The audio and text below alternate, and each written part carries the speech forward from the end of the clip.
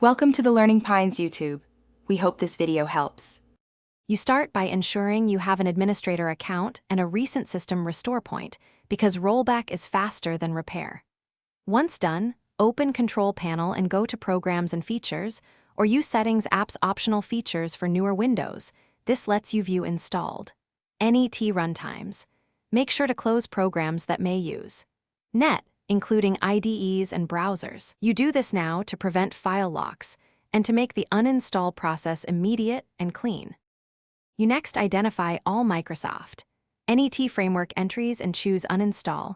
If versions are listed under Windows features, uncheck those boxes and apply changes. Once the built-in option runs, run the official NET framework cleanup or uninstall tool to remove residual files and registry keys.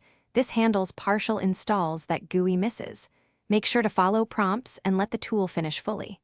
After the removal, restart your computer so system services and file locks clear, which prevents inconsistent states.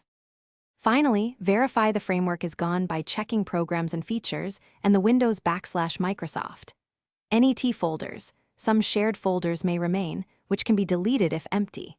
If Windows shows errors or apps fail, run dism/online/cleanupimage/restore health and then sfc/scano to repair component store corruption.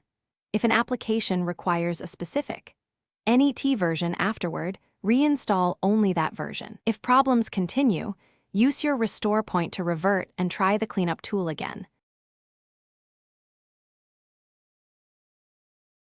Thanks for watching. Consider subscribing if we helped you.